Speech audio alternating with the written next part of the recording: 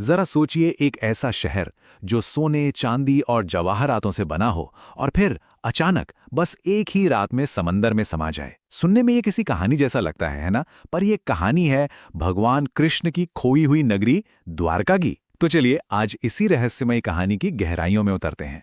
सबसे बड़ा सवाल तो यही उठता है कि आखिर इतनी आलीशान और दिव्य नगरी अचानक गायब कैसे हो गई। क्या ये कोई श्राप था या इसके पीछे कोई बहुत बड़ा अनसुलझा रहस्य छिपा हुआ है? खैर, इसके डूबने की कहानी पर आने से पहले ये जानना तो बनता है कि आखिर ये द्वारका नगरी थी कैसी, क्योंकि ये कोई मामूली शहर नहीं था। कहते हैं कि इसे देवताओं ने खुद बनाया था। देखिए, कहानी कुछ यूं है कि जब भगवान कृष्ण ने मथुरा छोड़ा तो उन्हें अपने लोगों के लिए एक नई राजधानी चाहिए थी। तो उन्होंने सीधा समुद्रदेव से ही भूमि मांग ली। और जानते हैं क्या हुआ? समुद्रदेव ने उनकी प्रार्थना सुनी और पीछे हटकर उन्हें 12 योजन जमीन दे दी।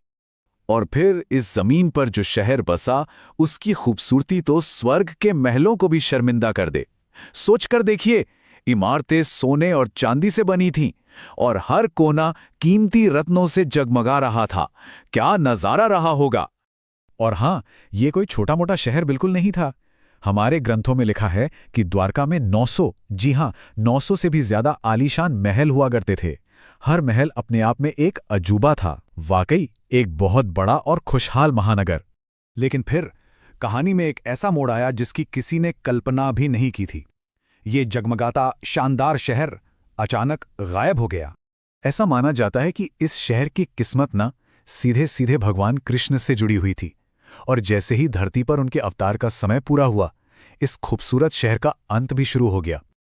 और फिर जो हुआ वो सचमुच विनाशकारी था। कहते हैं कि बस एक ही रात में बढ़ते हुए समंदर ने पूरी की पूरी द्वारका नगरी को अपनी लहरों में समा लिया। सब कुछ एक झटके में खत्म। तो क्या ये बस एक पौराणिक कथा है, एक कहानी है, या इसमें कोई सच्चाई भी है? चलिए अब देखते हैं कि कैसे ये सदियों पुरानी कथा आज की खोज से जा मिलती है। हजारों सालों तक लोग इसे सिर्फ एक कहानी ही मानते रहे, लेकिन फिर विज्ञान और पुरातत्व ने इस कहानी को एक बिल्कुल नया और कह सकते हैं एक रोमांचक मोड़ दे दिया। हजारों साल गुजर गए और फिर 1980s के दशक में हमारे आर्कियोलॉजिस्ट ने समंदर की गहराइयों में खोजबीन शुरू की। और उन्हें जो मिला उसने सबको सचमुच चौंका दिया। उन्हें एक पूरे के पूरे डूबे हुए शहर के सबूत मिले। बस यहीं से कथा और हकीकत के बीच की जो दीवार थी वो टूटने लगी। तो आज हमारे पास क्या सबूत है? समंदर की उन गहराइयों में आखिर क्या मिला है? कमाल की बात यह है कि पुरातत्वविदों को पानी के नीचे जो कुछ भी मिला वो पौराणिक कथाओं से काफी मेल खाता है।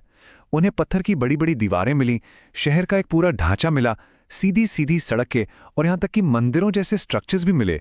ये सारे सबूत एक बहुत ही विकसित सभ्यता की तरफ इशारा करते हैं। हालांकि इस पर आज भी बहस चलती है, लेकिन इतने सारे ठोस सबूत मिलने के बाद कई वैज्ञानिक और पुरातत्वविद अब ये मानने लगे हैं कि समंदर के नीचे मिला ये शहर असल में भगवान श्री कृष्ण की वही पौराणिक नगरी द्वारका ही है।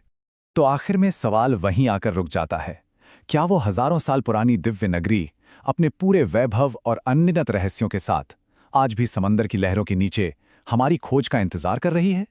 शायद इसका जवाब इतिहास